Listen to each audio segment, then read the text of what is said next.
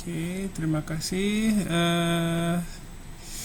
Ya, kita mulai saja. Terima kasih banyak atas waktunya hari ini.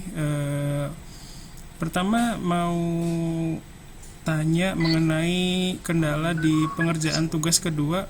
Apa ada kendala yang bikin kalian stres banget gitu?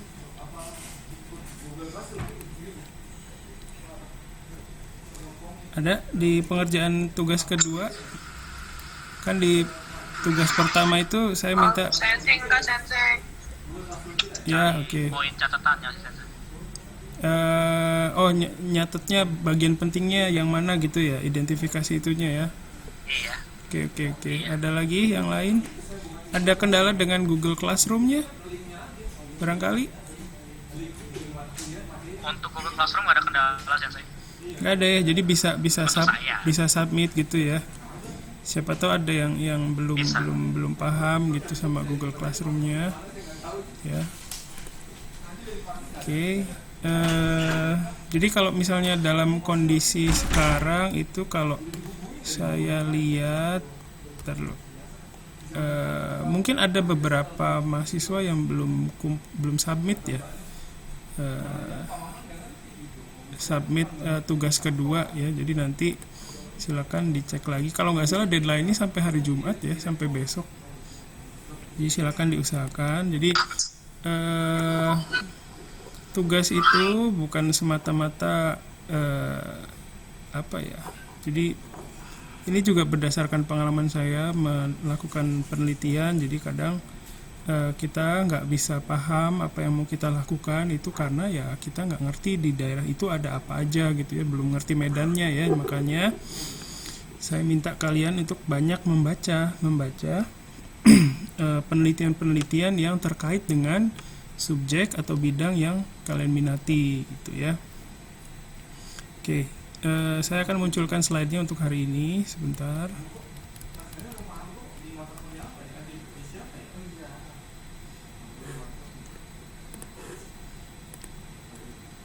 Oke, waktu kita hari ini seperti biasa ya, 40 menit, jadi saya nggak akan lama-lama. Ya, apakah sudah bisa melihat slide-nya? Bisa sensei. Sudah sensei. Oke ya. Apakah sensei. ya? Apakah sudah makan siang? Alhamdulillah belum sensei.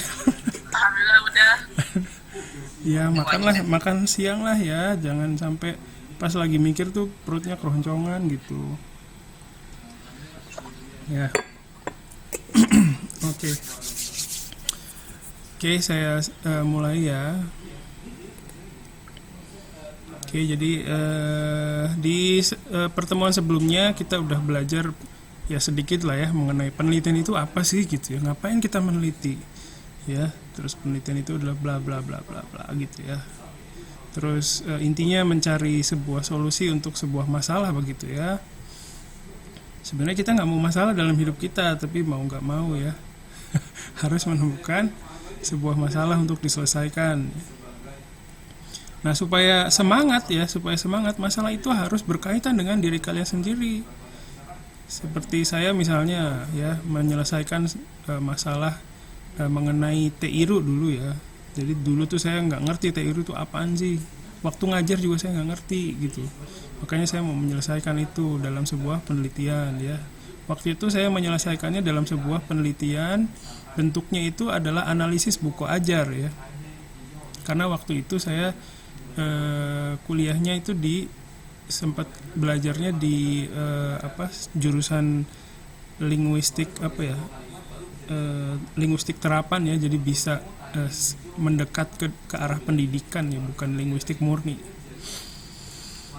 ya. Jadi dari situlah saya berusaha menyelesaikan masalah saya sendiri dan berusaha menyelesaikan masalah-masalah pembelajar bahasa Jepang yang lain gitu ya. Jadi saya ngerti sekarang kenapa kita nggak ngerti TIRU gitu, kenapa susah TIRU itu ya. Sekarang saya paham, dan pada saat kuliah kadang saya menyampaikannya itu, dan sudah pernah saya sampaikan di kayak semacam seminar gitu juga sih. Terus kita juga udah bahas kenapa kita sulit meneliti ya. Kemarin sudah simulasi pakai itu ya, kita belajar pakai analogi itu ya. Melihat sahabat kita sendiri ya yang dekat dengan kita, melihat unsada ya, melihat itu semua. Apakah kalian merasakan sebuah masalah? Nah itu pada saat kalian ditanya seperti itu, kalian bisa menyampaikan masalah sahabatnya gitu. Ada yang bilang apa itu kemarin, ngegas ya, terus ada yang bilang apalagi tuh macam-macam ya. Terus tentang unsada juga banyak ya, fasilitasnya kurang, terus pelayanan mahasiswanya kurang ya. Jadi itu mudah sekali memikirkan itu ya, dan sebabnya adalah karena kalian memiliki keterikatan secara emosional, keterikatan secara apa ya itu namanya. Pokoknya kalian terlibat di sini, di dalam ini gitu, di dalam unsada, makanya bisa ngerti ya. Dan itu juga sebabnya karena kalian mengerti unsada itu seperti apa, ngerti medannya seperti apa, tahu perpustakaan ada di mana, siapa aja petugasnya yang nyebelin misalnya siapa aja petugasnya yang baik. Dari situlah kalian mengidentifikasi masalah-masalahnya, karena kalian terlibat ke sini, masuk ke sini gitu ya. Makanya saya meminta kalian membaca banyak penelitian supaya kalian masuk ke dalam dunia itu gitu, dunia penelitian yang kalian minati ya, ataupun kalau nggak minat ya misalnya yang kalian tandai sekarang gitu. Oh kayaknya saya mau meneliti di bidang ini deh, kayak siapa itu kemarin Fahri ya, ATJ misalnya, ada minat dengan ATJ ya silakan baca dulu penelitian-penelitian yang berkaitan ya. Bukan hanya keywordnya nggak mesti ATJ gitu doang ya, kan kalau ATJ itu kan kanji ya, bisa juga penelitian mengenai kanji, itu dibaca aja. Jadi yang namanya penelitian berkaitan itu bukan berarti harus bergantung sama keywordnya tadi ya. Misalnya mau meneliti tentang apa itu, misalnya Sonkeigo gitu ya, atau Keigo dalam bahasa Jepang. Itu bisa saja apa namanya keywordnya misalnya Temorau, Tekureru gitu ya. Jadi nggak mesti Keigo atau Sonkeigo atau Kenjogo gitu ya. Jadi keywordnya nggak mesti terbatas di yang kita tahu aja gitu, bisa luas. Misalnya kayak tadi Fahri ATJ itu kanji, penelitian kanji, berarti kira-kira udah ada penelitian seperti apa aja mengenai kanji ya. Mungkin banyak yang ini ya, kanji berdasarkan bushunya ya, berdasarkan apa si akarnya itu ya. Jadi bisa mengembangkan seperti itu. Terus kita juga udah coba ngobrol ya saya sih yang ngobrol bagaimana supaya bisa memulai penelitian ya. Dan kalian sudah memulai dengan membaca banyak penelitian. Nah selanjutnya saya mau ngebahas mengenai jenis-jenis penelitian sama data hari ini ya. Jadi jenis-jenis penelitian itu ada apa aja sih yang gampang dicerna lah. Saya juga ngambil apa namanya referensinya, nggak dari yang susah-susah ya. Semoga bisa dicerna hari ini. Saya baca sih maksudnya kayak buku penelitian penelitian kualitatif, kuantitatif, apalah itu buku-buku itu. Cuma saya juga bingung menjelaskannya gimana gitu. Maksudnya bingung itu karena kata-katanya itu memang sulit gitu kadang. Jadi saya coba cari pendekatan yang lain yang mudah terjangkau ya, seperti YouTube atau website ya. Kita lihat dulu ya. Nah ini juga kita sudah bahas 3 hal yang memunculkan masalah ya. Oke, terus hari ini pertama adalah ini jenis-jenis penelitian. Pertama yang paling besar ya, kategorinya ada 2 biasanya, penelitian kualitatif dan kuantitatif. Ini merupakan jenis penelitian, jadi bukan sebuah metode ya. Jadi penelitian kualitatif dan kuantitatif itu bukan sebuah metode, tapi jenis penelitian ya. Nah, kualitatif itu adalah penelitian untuk mengeksplorasi dan memahami makna yang oleh sejumlah individu atau sekelompok orang dianggap berasal dari masalah sosial atau kemanusiaan. Nah, ini saya ambil dari mana ya, buku apa gitu.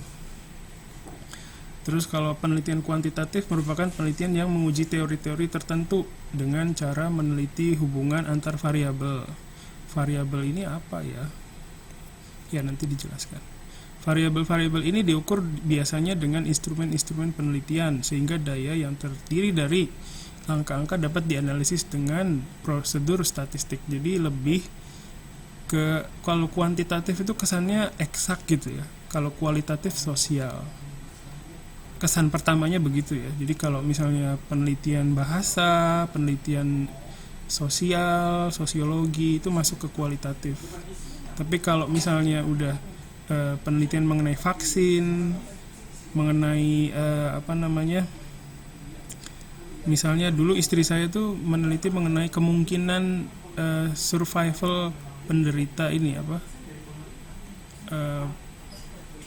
orang yang kena demam berdarah itu kemungkinan survivalnya sejauh mana gitu. Dia neliti di Bandung waktu itu.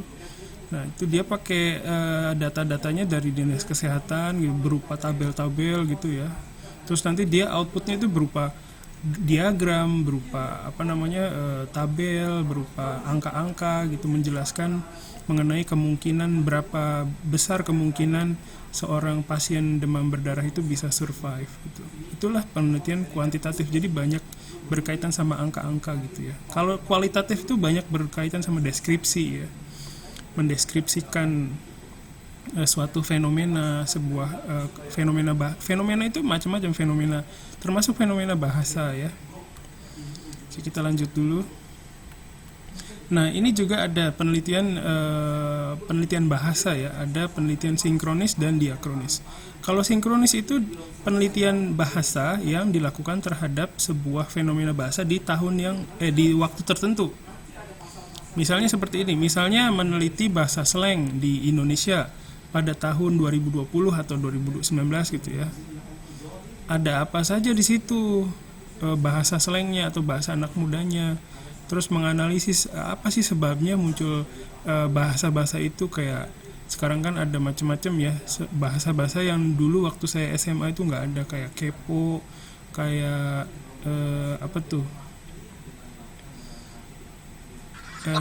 lebay ya, anjay ya. Anjay itu udah lama sih sebenarnya ya. Anjay itu dia tuh bangkit kembali sebenarnya, anjay itu. Jadi waktu saya muda itu juga ada anjay sebenarnya. Atau kalau di Bandung itu anjing gitu ya. Itu udah lama sebenarnya, cuman dia ada triggernya, ada yang memicu ya, menjadi dia tuh jadi muncul lagi, dipakai lagi gitu ya. Meneliti yang hal seperti itulah ya. Jadi sinkronis itu ya, di tahun 2020 itu ada kejadian apa saja, dan kejadian itu mengakibatkan pergolakan di dunia bahasa tuh kayak gimana gitu. Nah, kalau diakronis ini melibatkan lingkup waktu yang lebih luas ya. Jadi bisa satu dekade itu diteliti dari tahun 2000 sampai 2010 atau 2010 sampai 2020. Jadi bisa dibilang antar generasi misalnya ya, meneliti bahasa. Kalau sinkronis itu secara vertikal ya, di tahun 2019, Januari, Februari, Maret, April, Mei, Juni, Juli, Agustus, September, Oktober, sampai Desember. Kalau diakronis itu ya kayak gini, vertikal ya. Ini horizontal ya, ini vertikal. Jadi dari tahun berapa sampai berapa. Ini juga menarik sih ya, kalau misalnya kita mau meneliti bahasa Jepang secara diakronis gitu, berdasarkan penelitian-penelitian sebelumnya, itu oke banget sih kalau menurut saya. Cuman datanya ya. Oke, kita lanjutkan dulu. Nah, ini perbedaan antara kualitatif dan kuantitatif. Ini saya juga ngambil dari website ya. Jadi kalian juga sebenarnya bisa belajar dari sebelum saya ini juga bisa ya. Jadi kalau kualitatif itu fokusnya menguji hipotesis dan teori. Jadi misalnya ada hipotesis itu apa ya? Hipotesis itu adalah jawaban sementara atau dugaan sementara terhadap suatu hal. Misalnya ya, saya punya dugaan mahasiswa sastra Jepang Unsada itu belum paham Teiru dengan baik. Nah, saya menguji apakah dugaan itu benar atau tidak gitu, dengan menggunakan alat-alat yang saya gunakan gitu. Misalnya dengan interview, dengan soal-soal bahasa Jepang, dengan hasil-hasil kuliah ya, hasil-hasil belajar ya. Dengan menggunakan data-data ini, saya mencari tahu apakah dugaan saya benar atau tidak gitu. Ya, jadi itulah hipotesis ya. Terus teori, misalnya ada teori tertentu ya, misalnya ya, ada kalau orang yang banyak baca itu dia pintar nulis, misalnya ada teori seperti itu. Nah, itu diuji benar nggak sih? Orang yang banyak baca itu bisa nulis dengan baik gitu kan? Misalnya ini ya. Nah, kalau itu kualitatif. Ini kayaknya kebalik deh. Ntar dulu. Iya, sensei. Sensei. sorry kebalik ya, nanti saya perbaiki. Ini kebalik ya, jadi kuantitatif yang sebelah kiri. Tapi sensei itu yang membutuhkan banyak responden, benar sensei kualitatif bukan ya sensei? Enggak, kualitatif yang kuantitatif. Jadi ini yang kebalik nih. Sebentar saya perbaiki dulu ya. Bentar. Sorry.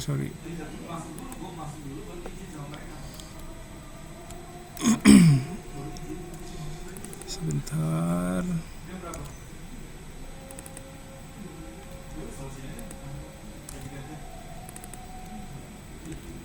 Salah.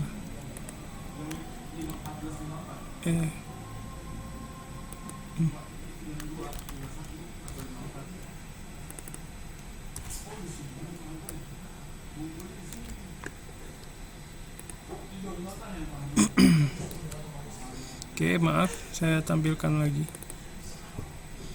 Oke. Ya, ini ya. Apa sudah bisa lihat? Oke ya, jadi kalau kuantitatif itu menguji hipotesis dan teori. Sementara kalau kualitatif itu mengeksplor ide, menyusun teori atau hipotesis ya.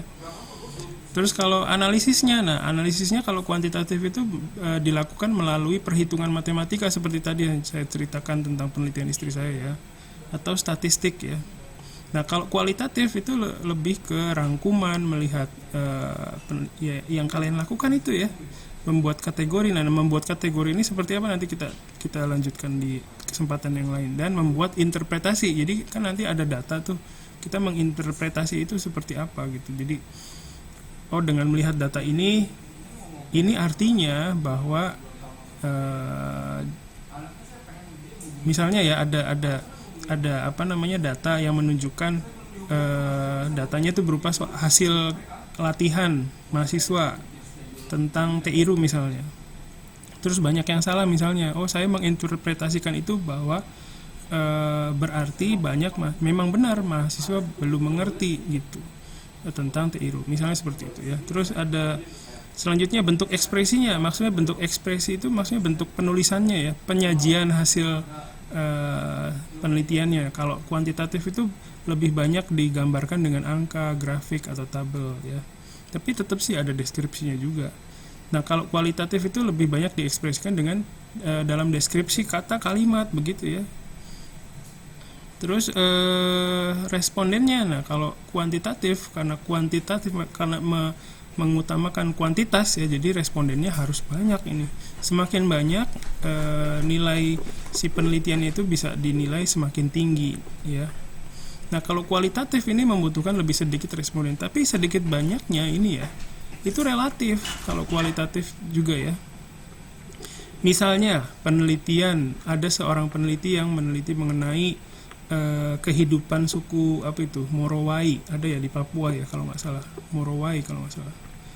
Nah, misalnya kan itu aksesnya susah ya pertama. Misalnya cuma dapat satu nih respondennya, misalnya satu orang peneliti ini berhasil mendekati seorang anggota sukunya nih, misalnya satu orang, terus dia wawancara misalnya. Karena akses ke suku-suku ini susah, jadi satu pun ya udah cukup gitu. Jadi relatif ya, jadi sedikit banyaknya ini nanti mengenai sedikit banyaknya data juga kita akan bicarakan ya.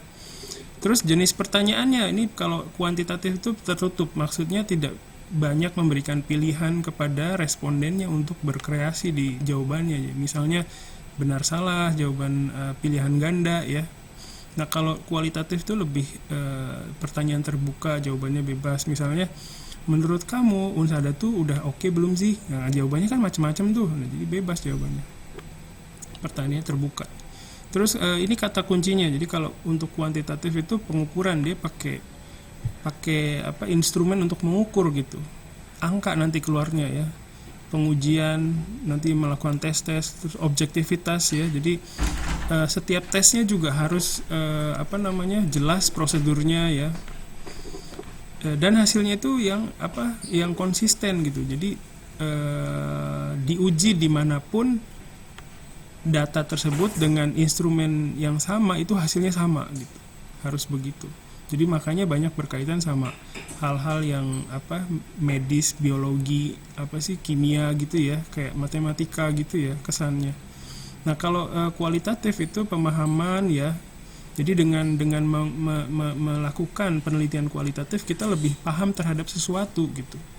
Makanya ini juga kan sama dengan kalian, ada kenapa kalian melakukan penelitian? Karena kalian tidak mengerti gitu kan, tidak mengerti sesuatu. Kayak misalnya siapa? Saya yang paling apal Fahri ya, tentang ATG misalnya. Yang lain agak samar-samar. Ya misalnya Fahri nggak paham ATG itu digunain kayak gimana sih. Nah nanti setelah melakukan penelitian ini, jadi Fahri itu tahu, jadi lebih paham gitu ya mengenai ATG. Terus ada kata kunci konteks. Nah ini juga berdasarkan konteks. ATG di mana ya, ATG di komik, ATG di lagu, atau nah konteksnya ini juga harus diperhatikan. Demikian juga dengan penelitian yang lain. Misalnya ada yang mau meneliti tentang tata bahasa, itu juga sama ya, tata bahasa di mana, bahasa yang di mana, bahasa Jepang. Ya bahasa Jepang itu kan banyak, ada yang di bahasa Jepang yang ngomong langsung, ada bahasa Jepang yang tertulis gitu. Konteksnya harus jelas. Terus kompleksitas ini juga karena kompleks ya bahasa itu ya. Dan subjektivitas. Kenapa subjektivitas? Karena unsur subjektivitasnya ini tinggi ya kalau penelitian kualitatif itu. Jadi sebenarnya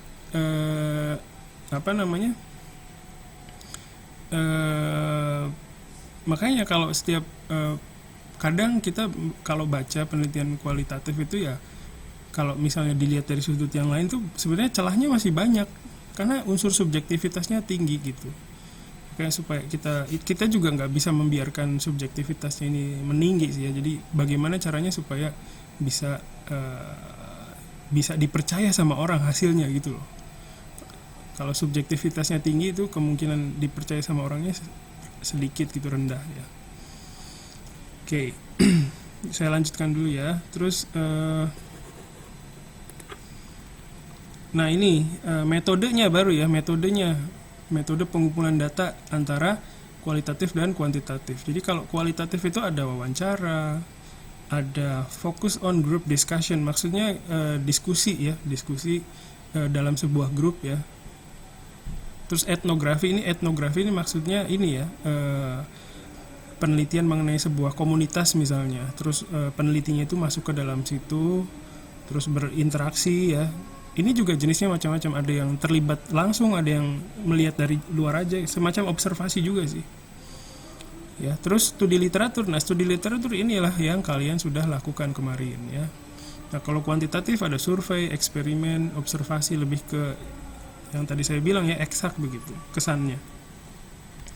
Nah, jadi kalau misalnya kalian ingin menguji atau mengkonfirmasi sesuatu, teori atau apa, maka gunakanlah penelitian kuantitatif. Tapi kalau ingin memahami sesuatu lebih dalam ya, gunakanlah penelitian kualitatif. Jadi makanya kalau penelitian di dunia bahasa ya, di kita di sini itu kebanyakan kualitatif, tapi nggak menutup. Jadi kan kesannya kalau kualitatif tuh nggak perlu pakai data, nggak perlu pakai tabel, nggak perlu pakai diagram ya gitu ya. Tapi sebenarnya boleh-boleh aja pakai. Justru itu lebih baik gitu ya.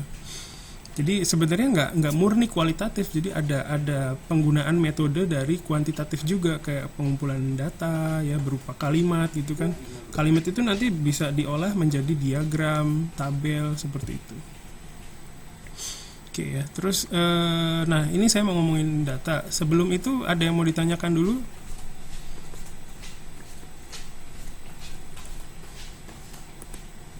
Belum, Sensei. Belum, oke, makasih. Enggak makasih juga sih.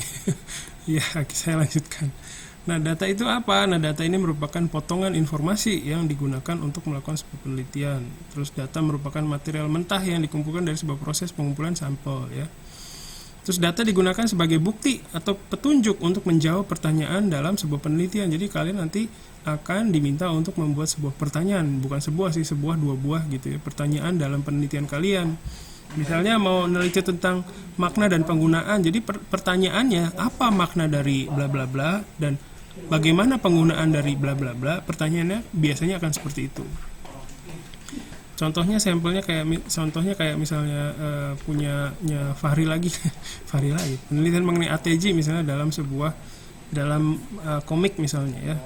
Nah, nanti pertanyaannya bagaimana penggunaan ATG dalam komik begitu. Dan nanti untuk menjawab itu digunakanlah data-data. Ada data apa aja supaya bisa menguatkan hasilnya gitu. Sama kayak misalnya ini gibah ya, misalnya lagi ngomongin orang nih, Hari Sensei katanya punya istrinya 3, yang bener loh gitu, mana buktinya? Misalnya ya, aduh nanti istri saya ngelihat di YouTube nih gimana? Amin gitu. Jangan repot nanti ya. Sunnah.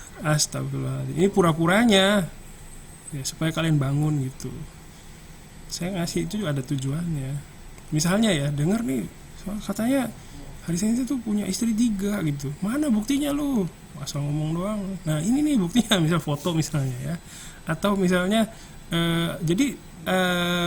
misalnya apalagi misalnya foto doang ya. Apalagi misalnya yang bisa menjelaskan. Waktu itu kemarin gue lihat misalnya. Itu berarti hasil observasi itu.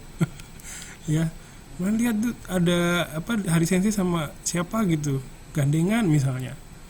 Itu hasil observasi. Nah, data-data itu dikumpulkan sehingga menguatkan dugaan bahwa Hari Sensei itu punya istri 3 begitu. Ya. Kira-kira gambaran gampangnya gitu. Semoga istri saya nggak lihat. Oke, lanjutkan ya. Terus jenis datanya. Nah, ini ada yang kemarin ada. Nah, kenapa saya ngomongin data sekarang? Karena kemarin tuh banyak yang nanya juga, japri gitu, datanya kayak gini boleh nggak Sensei? Pakai ini boleh nggak Sensei gitu ya. Nah, data primer ada data sekunder kalau jenis data pada dasarnya ya. Kalau data primer itu data yang dikumpulkan sendiri oleh si penelitinya. Jadi kalian ya, kalau misalnya dapat ngumpulin data sendiri itu namanya data primer. Sementara kalau data sekunder adalah data yang dikumpulkan oleh pihak lain dengan tujuannya mereka gitu ya. Untuk keperluannya mereka. Tapi bisa digunakan oleh penelitian kita. Misalnya data dari Japan Foundation misalnya yang menjelaskan mengenai jumlah pembelajar bahasa Jepang di Asia misalnya. Indonesia kan paling tinggi berarti kan? Enggak. Kalau di Asia Tiongkok dulu, habis itu Indonesia terus Korea kan gitu.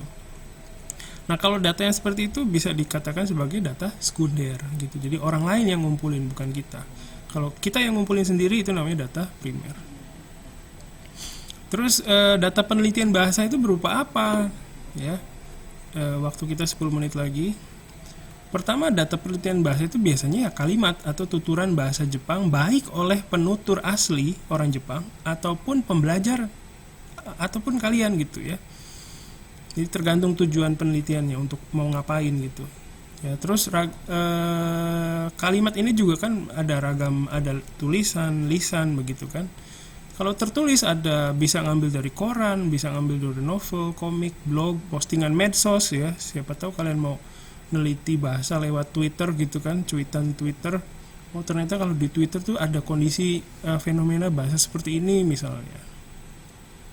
Nah, kalau lisan bisa dari drama, bisa dari berita, dari anime, dari YouTube sekarang banyak banget kan ya. Kita bisa lihat drama, berita, anime, ataupun ya dari hasil rekaman misalnya saya mau minta Sumiko Sensei sama siapa Takagi-san ya ngobrol dah tentang makan siang. Saya rekam. Nah, itu juga jadi data berupa tuturan lisan ya. Dulu ada teman saya yang meneliti mengenai harapan dari seorang asing terhadap penutur asli bahasa Jepang. Jadi dia tuh datanya berupa tuturan ya, lisan dari hasil rekaman. Jadi dia tuh minta satu orang asing sama satu orang Jepang ngobrol nih sama dia, direkam. Temanya dia nggak tentuin, bebas gitu ya. Nah dari situ kan ada dilihat mana nih yang duluan ngomong, terus pembicaraannya kemana aja. Nah dia teliti gitu. Ada juga yang kayak gitu. Nah tapi repotnya itu harus dibikin skripnya ya. Nggak bisa rekamannya kan harus disampaikan dalam bentuk tertulis. Jadi itu yang repot. Terus ada yang kemarin juga nanya mengenai bagaimana kalau kalimat dari buku ajar, buku pelajaran kayak Minna Nihongo, New Approach kayak gitu ya. Nah menurut saya ini buku pelajaran itu tidak bisa dijadikan sumber data karena kalimat yang ada di dalamnya itu terkontrol. Terkontrol itu maksudnya buku ajar itu pasti dibuat berdasarkan perencanaan gitu kan, berdasarkan silabus. Jadi penggunaannya itu bukan penggunaan nyata yang sebenarnya gitu dari bahasa tersebut. Nah, tapi kalimat ini bisa digunakan untuk contoh-contoh kalimat aja di dalam penelitiannya. Misalnya ada penggunaan bentuk teiru tuh ada yang kayak gini loh. Nah, itu ngambilnya dari buku ajar, buku dari Minna Nihongo, dari New Approach itu boleh nggak apa-apa. Tapi kalau digunakan sebagai data tidak bisa. Terus contoh bank data. Nah, ini ya. Ini adalah sebuah kita kan lagi pengen produktif ya. Nah ini salah satu contoh bank data yang kebanyakan yang mahasiswa yang saya bimbing tuh banyak pakai dari sini. Namanya BCCWJ atau Balance Corpus of Contemporary Written Japanese. Jadi seperti tulisannya ya, merupakan seperti judulnya. Jadi di sini ada kalimat yang tertulis. Isinya adalah data berupa kalimat tertulis yang diambil dari buku umum, majalah, koran, buku laporan, buku pelajaran Jepang, pamflet iklan, forum komunikasi, semacam Kaskus gitu ya. Komunitas gitu ya. Terus ada blog, ada dokumen hukum, ada notulensi rapat dan bla bla bla. Jadi isinya tuh kalimat semua, kalimat tertulis ya. Nah, berupa potongan kalimat yang terbatas tapi jadi nggak bisa kita nggak bisa mengharapkan satu kalimat yang utuh gitu loh. Tapi bagian-bagiannya itu ada yang terpotong gitu, nggak semuanya gitu. Bisa diakses di sini di shonagong.ninjal.ac.jp. Tapi namanya bukan Shonagong ya, namanya BCCWJ. Ini praktis banget, jadi kalian tinggal copy paste aja, dapat data udah selesai. Praktis sih, tapi repot. Repotnya nanti saya kasih tahu. Nah ini sumber-sumber literatur yang bisa kalian akses di masa pandemi ya. Ada Google Scholar, Shiny, Z Library, ada JStage, ada yang tadi juga ya BCCWJ untuk ini namanya Corpus ya, Corpus Online. Jadi BCCWJ itu namanya kayak Pepsodent gitu ya. Nah namanya itu Pepsodent itu kan odol kan ya. Nah BCCWJ ini adalah sebuah korpus online, mereknya BCCWJ, odol yang mereknya Pepsodent. Ngerti nggak? Gitulah pokoknya. Ngerti ya? Oke, terus reading journals check ya. Jadi nanti kalian kan sekarang membaca banyak penelitian. Nah ini yang perlu diperhatikan, judulnya apa, penulisnya apa, tahunnya kapan, data yang digunakan apa dan diapain sama dia. Itu yang penting. Terus metode yang digunakan apa, hasilnya apa. Kadang kan gini, ada judul analisis makna dan penggunaan teoku dalam bahasa Jepang misalnya. Judulnya gitu. Nah bahasa Jepang ini apa? Bahasa Jepang lisan, tulisan, yang mana? Gitu. Jadi ini yang harus dijelaskan, yang harus kalian tahu, cari tahu itu apa bahasa Jepang itu. Jadi banyak sebenarnya skripsi-skripsi yang bisa kalian olah lagi ya, karena nggak jelas skripsinya ngapain gitu. Ada yang bahasa Jepang doang. Nah di dalamnya tuh campuran, ada data dari anime, ada data dari komik, ada data dari jadi campur gitu loh, tertulis sama lisan. Nah itu bisa diolah lagi ya. Jadi kalau kalian semakin detail kalian baca, semakin mudah kalian menemukan celah untuk penelitian kalian sendiri gitu.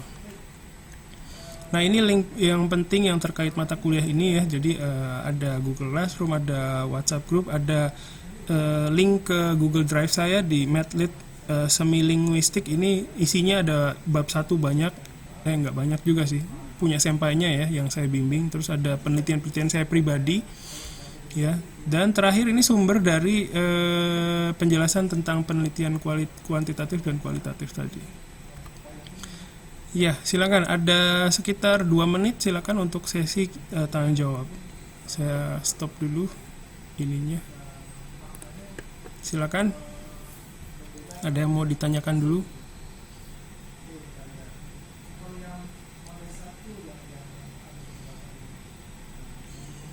Tidak ada? Tidak ada sensei. Serius nih? Ada sensei, tapi saya nggak tahu menyusun kata-katanya gimana. Oke. Ya. Sebenarnya saya mau nunjukin yang Shonagong tadi yang BCCWJ, tapi ini tinggal 2 menit sih. Jadi saya pakai 2 menit ini untuk tanya jawab dulu, silakan kalau ada bingung apa tuh, misalnya Vika bingung nanyanya pakai kata-katanya, kata kuncinya aja kasih ke saya, apa contohnya? Ini sensei, kan tadi kan metode kualitatif bukan angket gitu ya sensei.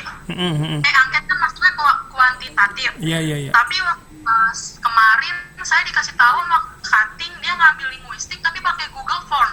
Boleh. Itu jatuhnya angket apa gimana sih sensei? Iya, nggak apa-apa. Jadi kalau misalnya tadi itu hanya menjelaskan perbedaan yang esensial aja, tapi pada kenyataannya kalian tuh boleh bebas mencampur metode-metode dari kuantitatif jadi dicampur ke penelitian kalian yang sebenarnya penelitian kalian itu kualitatif. Itu nggak apa-apa, nggak masalah. Nanti tinggal dijelaskan aja bahwa metode yang digunakan adalah metode misalnya apa ya. Misalnya metode yang digunakan adalah angket. Nah, dijelaskan aja itu nanti di bab satunya. Jadi apapun yang kalian lakukan, misalnya asal maksudnya nggak menyimpang banget ya. Kayak mencampur metode antara metode kualitatif sama kuantitatif itu boleh banget, nggak. Jadi jangan membatasi diri karena saya mempresentasikannya begitu. Ini hanya referensi ya, bukan berarti kalian harus membatasi diri dengan metode-metode tadi jadi nggak boleh angket, bukan. Tetap itu hanya referensi, kalian boleh mencampur. Ini waktunya tinggal dikit lagi nih. Apa kita close dulu terus nyambung lagi atau gimana? Close dulu nyambung lagi. Oke. Saya close dulu ya. Makasih banyak, sebentar. Kita nyambung lagi setelah beberapa menit.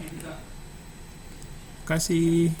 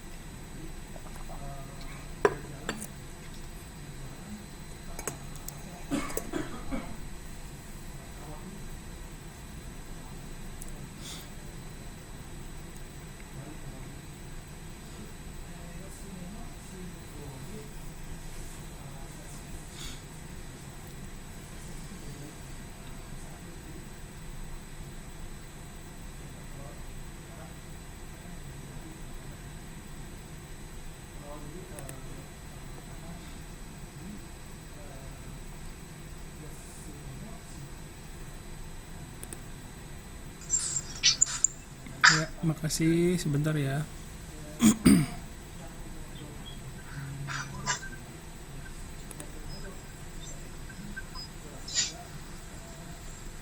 Ya. Jadi sedikit saya lanjutkan. Emang awalnya juga gua kayak gitu maksudnya. kedengeran. Nggak apa-apa sih. Oke ya, jadi tadi kan Vika tanya ya, itu teman saya ada yang pakai angket sensei, tapi angket itu ternyata ada di metodenya penelitian kuantitatif ya. Nah itu gimana sensei? Nah itu jawabannya ya nggak apa-apa. Jadi kalian bisa mencampurkan metode antara metode kualitatif dengan kuantitatif. Jadi metodenya campuran gitu ya, dan sama sekali nggak masalah. Asal itu bisa dideskripsikan dengan rinci aja di skripsinya. Jadi nanti kalian punya kewajiban untuk menjelaskan apa yang kalian gunakan metodenya gitu kepada pembaca. Nah silakan dijabarkan dengan rinci aja itu. Jadi kadang penelitian itu ya, kadang menuliskan sesuatu dengan lebih rinci gitu aja sih. Masalahnya kadang orang Indonesia ya mungkin itu stereotyping ya, nggak boleh sebenarnya, tapi rata-rata termasuk saya sendiri ya nggak biasa mendeskripsikan sesuatu dengan detail gitu. Jadi agak susah buat membiasakan diri saya supaya bisa menuliskan sesuatu dengan rinci gitu ya. Silakan yang lain. Vikanya belum datang ya. Ya. Terus di perkuliahan ini saya cuma tadi juga sudah saya sampaikan di pesan WhatsApp-nya. Jadi kalau misalnya kalian punya masalah dengan kuota, itu sama sekali nggak masalah kalian nggak ikut tatap mukanya. Nanti tinggal lihat rekaman YouTube-nya aja. Jadi jangan sampai ini ya, gara-gara kuliahnya hari sensei kuota saya habis. Silakan pertanyaan yang lain.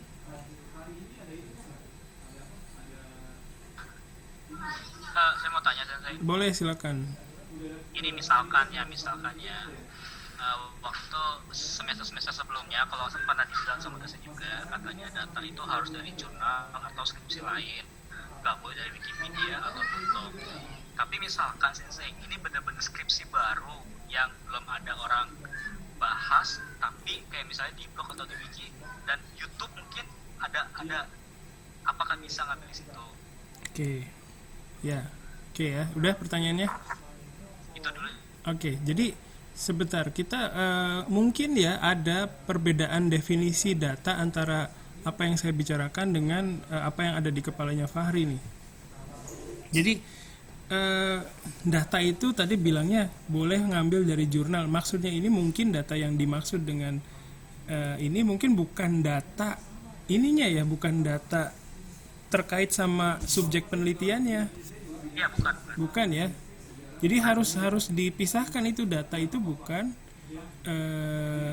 apa yang saya bicarakan ini sebenarnya berupa kalimat begitu ya. Jadi bukan penelitian sebelumnya. Ya kalau misalnya dipikirkan secara luas itu juga data sih sebenarnya. Nah, kalau untuk pertama kalau misalnya kalian mau menceritakan mengenai penelitian kualitatif itu apa sih gitu ya. Nah, misalnya kalian mau menceritakan itu dan menggunakan sumber dari misalnya dari Wikipedia. Nah, itu tidak bisa diizinkan karena Wikipedia itu pertama bisa diedit oleh siapapun. Walaupun ada referensinya ditulis ya. Tapi tetap itu bisa diedit oleh siapapun. Jadi ada kemungkinan informasi yang ada di dalam situ tuh nggak valid gitu. Sama dengan artikel-artikel yang ada di website, misalnya dari JLPT Sensei misalnya, itu juga tidak bisa digunakan karena walaupun JLPT Sensei ini ditulis berdasarkan buku tertentu ya, tapi tidak ada bukti mengenai itu gitu. Terus dan JLPT Sensei juga kan kita nggak tahu dia latar belakangnya seperti apa ya, terus lingkungan waktu dia mendokumentasikan itu seperti apa. Jadi Itulah sebabnya kenapa kita tidak bisa menggunakan artikel random yang ada di website, yang ada di internet ya. Seperti itu. Jadi nggak bisa pakai Wikipedia, nggak bisa pakai tulisan di blognya orang, itu nggak bisa. Jadi harus dari jurnal, dari penelitian yang sudah dilakukan, dari skripsi. Skripsi juga sebenarnya nggak bisa sih. Skripsi, kalian nulis skripsi tapi ngambilnya dari skripsi gitu. Itu sebenarnya nggak.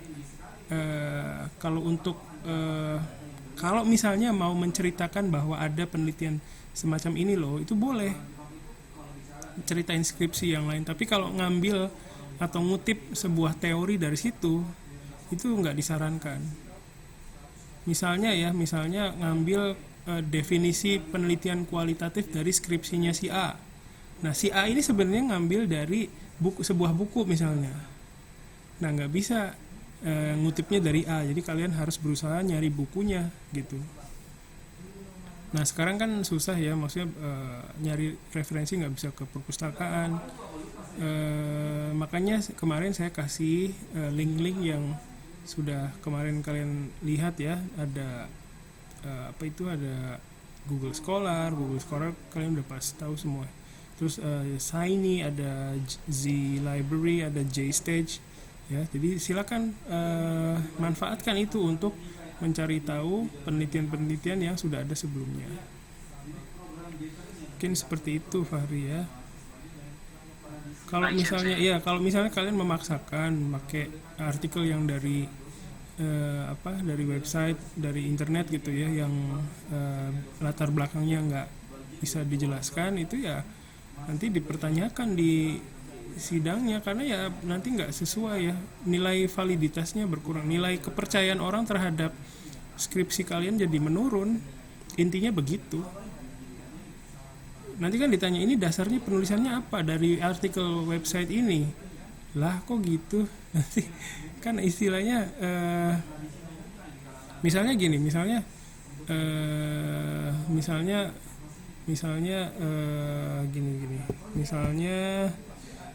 kayak tadi misalnya yang ada dugaan bahwa Hari Sensei punya istri 3 orang. Nah misalnya buktinya mana? Itu saya dengar kabar dari itu tuh, dari tukang tahu, katanya iya pernah itu tukang tahu juga pernah dengar dari temennya, katanya Hari Sensei itu punya istri 3. Nah jadi kan nilai informasinya bisa berkurang karena sumbernya nggak bisa dipercaya ya, kecuali kalau misalnya oh iya Hari Sensei itu kebetulan nikah sama tetangga saya misalnya, terus dia cerita ke saya tetangganya gitu. Nah kalau itu kan langsung dari pelakunya ya istilahnya ya, yang punya informasi gitu. Nah, karena itu ya tingkat validitasnya jadi tinggi. Jadi nilai kepercayaan terhadap pernyataan bahwa Hari Sensei punya istri 3 itu jadi jadi meningkat ya validitas informasinya gitu. Kira-kira seperti itu. Silakan yang lain.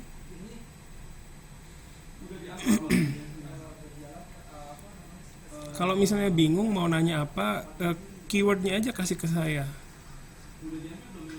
Sensei, Ya. kalau misalnya dalam tinjauan pustaka itu kan dia ngambil neliti skripsi orang lain, itu boleh Sensei? Iya, justru nilai skripsi kalian akan jauh lebih bagus kalau kalian benar-benar mencari tahu apa yang sudah terjadi sebelumnya di tema yang sama gitu loh. Ya, misalnya siapa sih raihan tentang itu ya, Hukabu, Hukabu tentang transitif, intransitif ya. Nah itu misalnya ada review mengenai penelitian-penelitian yang sudah dilakukan sebelumnya dengan rinci, itu akan meningkatkan kualitas penelitiannya. Oh berarti raihan ini udah tahu background penelitiannya, sudah tahu apa yang terjadi di dunia penelitian intransitif dan transitif gitu loh. Jadi tahu apa yang akan dilakukan ke depannya gitu loh. Ya. Oke, terus silakan yang lain. Berarti masuknya ke tinjauan pustaka itu? Iya betul, tinjauan pustaka. Buat meneliti orang lain gitu sih. Betul. Di bagian latar belakang juga bisa sih cerita sedikit ya. Oke ya. Oke, sip. Ada lagi yang lain? Satu lagi mungkin.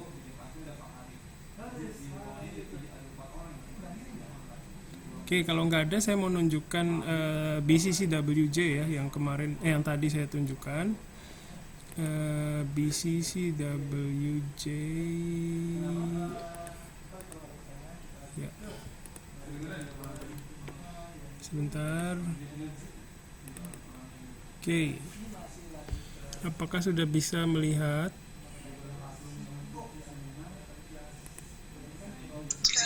Udah ya, oke, sebentar.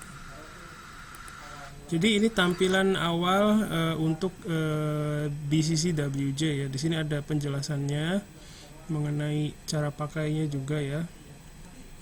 Nah, ketika kalian sudah masuk ke sini, silakan klik ke bawah ya, scroll ke bawah, terus klik ini Ryo Jokeng Oyonde Shonagon o Tsukau. Nah, nanti akan muncul tampilan seperti ini. Tampilan Ryo Jokeng, maksudnya syarat-syarat penggunaan ya. Oke, terus kalau sudah, silakan klik OK.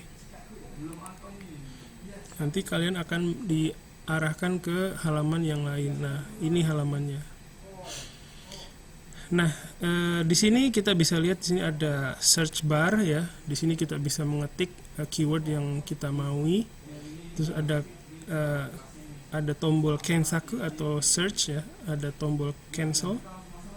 Nah, di bawahnya itu ada media atau genre. Jadi media yang asal datanya. Jadi kalau misalnya kita mau cari kata baka gitu ya. Baka tuh digunakannya dalam bahasa tulis. Itu pakai baka, pakai katakana atau pakai kanji sih kebanyakannya. Kita cari tahu deh. Misalnya kita mau cari tahu di blog. Nah, ini kita harus lepas dulu cek. Di sini ada checklistnya kelihatan ya. Kalau misalnya kita cari dengan kondisi ini, nanti akan muncul kalimat-kalimat. Kita cari tahu dulu ya. Kita klik search kensaku, maka akan muncul banyak kalimat yang mengandung kata baka di sini. Nah, bentuknya seperti ini. Bagian utama dari data ini adalah dari kalimat ini, di bagiannya ini ya. Jadi ini adalah konteks kalimat awal, terus di tengahnya ada baka. Jadi terus ada konteks akhir.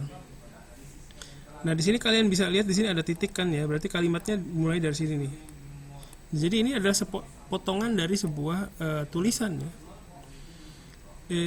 Zainichi Kankokujin ni kimate iru to iitai no da to rieko ya. Rieko ni wa wakatta. Rieko mo baka na shitsumon da to omotta ga, kono machi no junin wa namae dake de wa kokuseki ga wakari nikuku, nareta hito wa kantan. Jadi gitu berupa kalimat ya. Sampai sini bisa paham nggak? Bisa ya. Jadi insya Allah bisa ya. Jadi ini adalah sebuah potongan kalimat. Nah, di sini kalian juga bisa lihat hasilnya ada berapa. Ada 3.840 ya hasil pencariannya. Tapi kalimat yang muncul dalam halaman ini tidak sepenuhnya semua muncul, tidak 3.000 ya, tapi hanya sono uchi 500ken o hyoji shite imasu. Jadi hanya menampilkan 500 dari 3.840 tadi. Aduh, kepencet. Aduh. Sebentar. Ya. Salah. Aduh, salah pencet. Sebentar ya.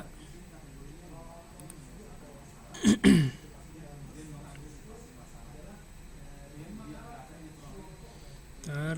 Ini juga bisa sort data ya. Nah, ini. Dari 500. Nah ini ya tadi ya. Nah tadi kan kita cari dengan kondisi medianya semua dipilih ya. Jadi di sini bisa kelihatan dari ada yang dari buku, ada yang dari apa ini? Dari ada dari majalah, ada dari komunitas, ada dari blog ya. Ya, jadi macam-macam di sini. Dan ini ada 500 sampai ke bawah. Contohnya kayak gini ya. Jadi kita balik lagi. Nah, misalnya kita mau cari tahu baka tapi di media yang tertentu aja misalnya.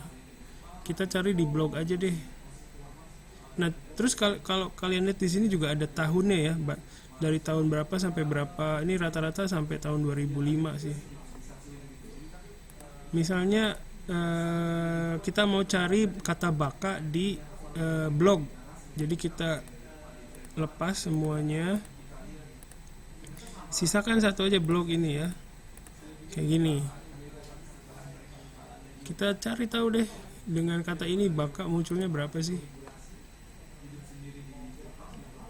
Nah lihat, ada 699 data, tapi yang dimunculkan tetap hanya 500. Jadi di blog orang Jepang tuh ada penggunaan baka seperti ini. Ya, misalnya mataku jiko no apa ini? Seisaku ni shinnen no kakera mo nai shouko desu ne. Sori ga tei level na baka mono toいうことは昨年から立証済みと訪問者の方からお叱りを受けるかもしれません. Ya gitu ya, datanya seperti itu. Ada juga penggunaan yang lain. Jadi untuk penggunaan baka di blog ya dengan katakana itu ada 699. Sekarang kita cari tahu ya, kalau bakanya ditulis pakai kanji itu gimana? Baka kan gini ya. Tetap di blog ya. Kita cek. Ya, oh, ternyata lebih sedikit ya. Ternyata lebih banyak baka itu ternyata lebih banyak diekspresikan pakai katakana. Itu sebuah hasil loh, hasil penelitian nggak? Iya nggak sih? Ternyata setelah dicari tahu dalam blog ya, penggunaan kata baka itu lebih banyak diekspresikan dengan menggunakan dengan huruf katakana, dengan jumlah data sekitar tadi berapa tuh? 600-an. Sementara kata baka dengan yang dituliskan dengan huruf kanji juga ada, tapi hanya sekitar 427. Ya walaupun beda-beda tipis ya, tapi itu ya sebuah perbedaan penggunaannya ya. Penggunaan dalam bahasa tulis begitu ternyata. Itu dari jumlahnya aja kita bisa dapat sebuah kesimpulan. Ya. Oke, ya ini kelihatannya gampang sih. Ya, tapi sebenarnya kalau kita lihat lagi seperti tadi saya baca ya kalimatnya, kadang kita menemukan banyak kalimat yang kita sulit untuk interpretasikan begitu. Ya. Tapi bukan berarti semua data ini kalian harus teliti. Bukan berarti begitu ya. Tetap data itu kan kita harus analisis dengan melihat timeline kita kan, waktu kita terbatas kan 6 bulan misalnya untuk yang udah ngajuin skripsi. Nah, dalam waktu 6 bulan itu alokasi untuk nyari data berapa lama? Misalnya di set 2 minggu gitu ya. Jadi dalam 2 minggu kalian bisa menganalisis berapa data itu yang kita teliti. Jadi nggak mesti semuanya ya. Tapi ya ini datanya melimpah gitu kalau untuk ini untuk ragam bahasa Jepang, ragam tertulis ya. Jadi gitu. Ada yang penasaran mau cari tahu tentang apa gitu?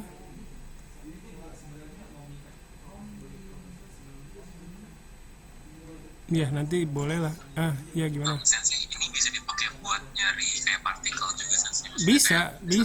Kayak iona gitu. Terus itu maksudnya data yang di sini valid banget. Oh, valid banget. Ini yang ngeluarinnya itu semacam institut untuk bahasa Jepang, korpus online ini ya. Jadi ini bisa digunakan sebagai data. Ya, jadi misalnya gini. Oke. Misalnya mau cari apa? Contohnya.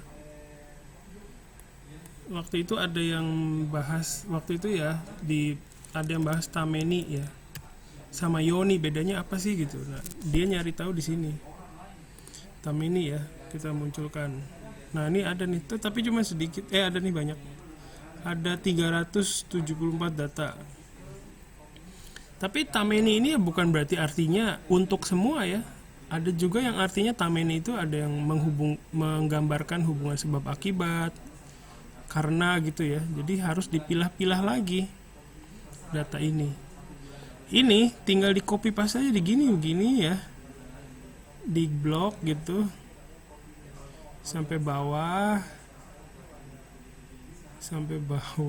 Lama banget. Ada 500 sih. Sampai bawah. Lama banget. Terus saja. Nah, ini tinggal di copy paste aja. Ctrl C. Terus saya alihkan ininya ya.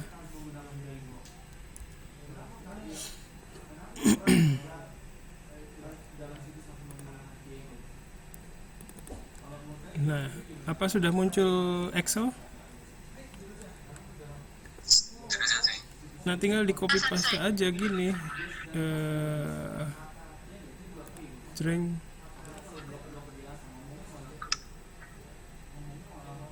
Agak lama.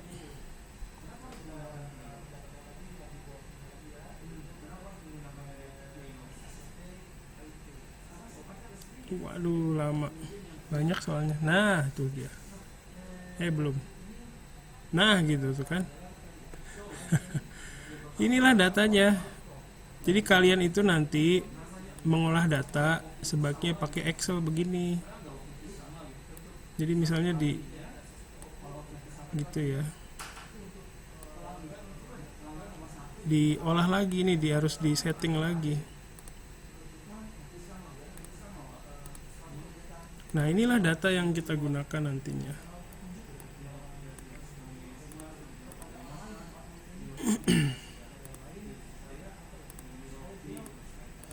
Ya. Nah, nanti ya. Jadi nanti tadi kan saya bilang ada juga tentang variabel ya. Jadi kita bikin variabel di sini, misalnya bikin di sini.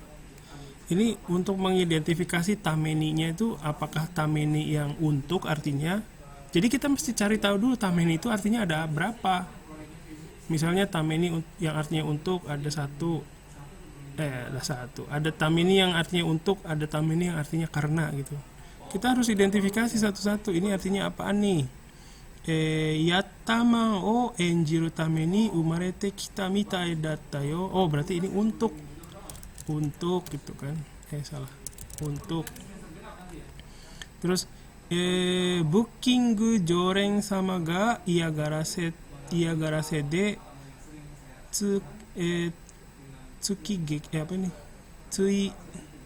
tsuigeki shita tame ni tondemonai nedang ni natta. Nah, ini berarti karena nih.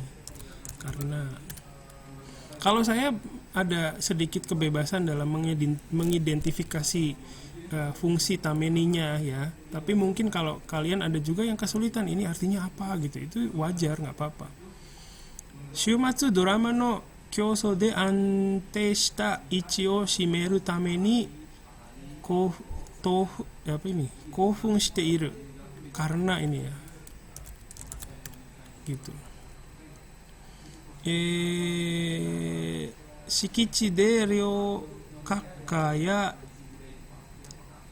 kozoku no tame ni hibiku chi ni suru. Oh, ini untuk.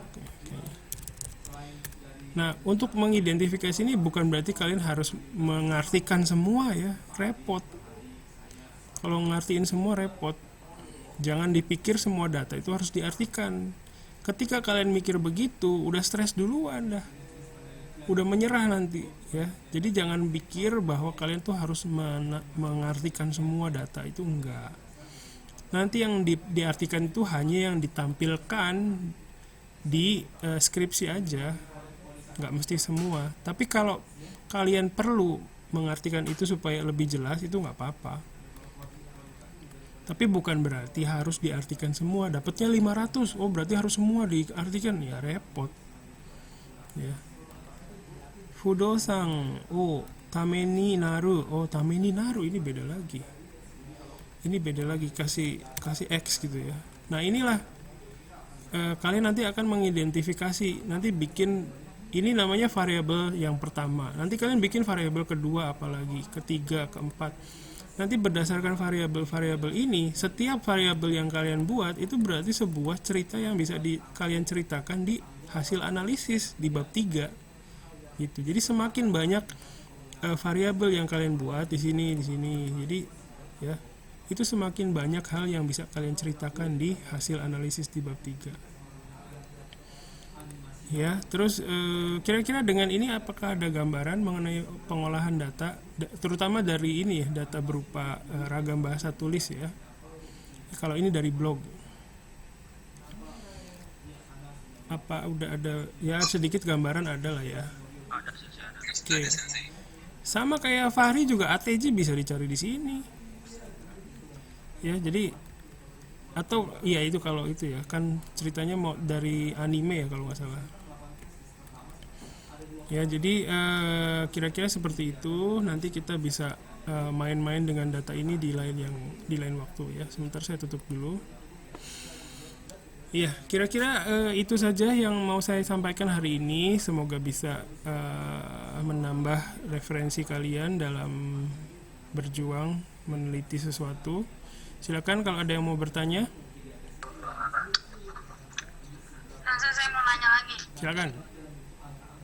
Kan saya kemarin baca jurnal gitu ya Sensei. Terus ada kutipan kayak misalkan terus tanda kurung cair 1995,6. Terus kayak misalkan saya nulisnya, terus kutipan itu tuh kayak cocok banget sama skripsi saya. Itu saya boleh copy paste dari jurnal itu apa harus nyari aslinya gitu Sensei? Harus nyari aslinya. Nyari asli dari bukunya Sensei? Betul. Jadi penelitian sebelumnya itu ya, kayak jurnal yang Vika baca, itu adalah sebagai petunjuk kita akan mencari literatur yang mana lagi gitu loh. Jadi dari situ kita bisa melihat judul-judul buku yang akan kita baca ke depannya. Kalau copy paste dari penelitian orang lain itu tidak bisa. Ya untuk sementara ya, untuk sementara sebagai catatan itu boleh. Tapi kalau untuk disajikan di skripsi itu nanti akan dipertanyakan apakah itu baca langsung dari sumbernya atau ngutip. Kalau misalnya, kalaupun dikutip ya, kalau misalnya ini susah nih carinya nih, bukunya Abdul Khair itu susah dicari misalnya, terus terpaksa ngutip dari skripsi lain, jadi ya misalnya Khair tahun berapa dalam hari misalnya tahun berapa menyatakan bahwa begitu jadinya, tapi itu nggak disarankan sih. Itu kalau udah susah banget nyarinya. Itu nyarinya gimana Sensei jadinya? Ya cari bukunya ke perpustakaan nasional atau ke sini ke perpustakaan Unsada gitu. Jadi saya ngelihat daftar pustakanya si penulis itu, terus saya cari bukunya. Betul. Jadi jurnal-jurnal yang kalian baca itu silakan dibaca juga kalau ada ya di bagian daftar pustakanya, itu yang akan menjadi petunjuk buku apa saja yang akan kalian baca gitu. Ya, jadi kalau misalnya ya memang begitu ya. Jadi kalau misalnya udah susah banget baru mengutip dari kutipan, tapi kita harus menjelaskan itu dalam bentuk kayak tadi misalnya saya mengutip misalnya Vika mengutip HR tapi dari buku saya, misalnya dari skripsi saya. Jadi HR tahun berapa, dalam hari tahun berapa, menyatakan bahwa, jadi harus jelas. Tidak boleh misalnya HR jadi yang sayanya itu nggak disebutkan, berarti itu kan nggak ini ya, nggak jujur ya. Nah itu nggak boleh. Pada dasarnya harus mengutamakan kejujuran. Nanti kalau misalnya kalian nggak jujur dalam penulisan, yang bermasalah bukan kalian aja, dosen yang bimbing juga kena nantinya.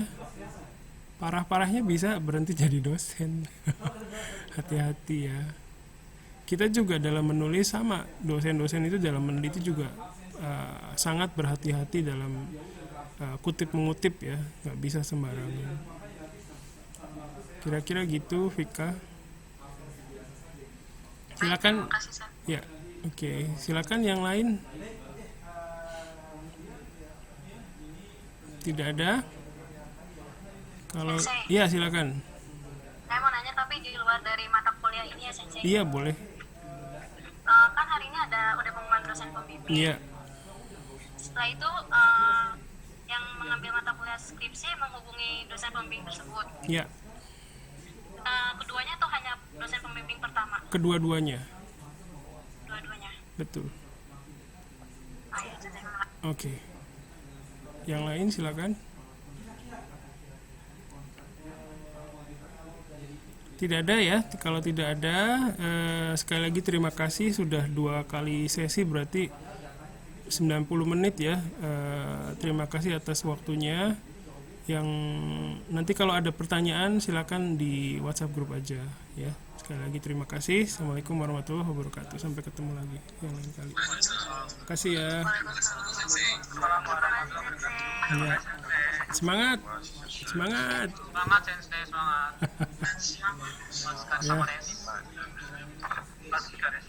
Ya, saya putus dulu ya. Bye bye.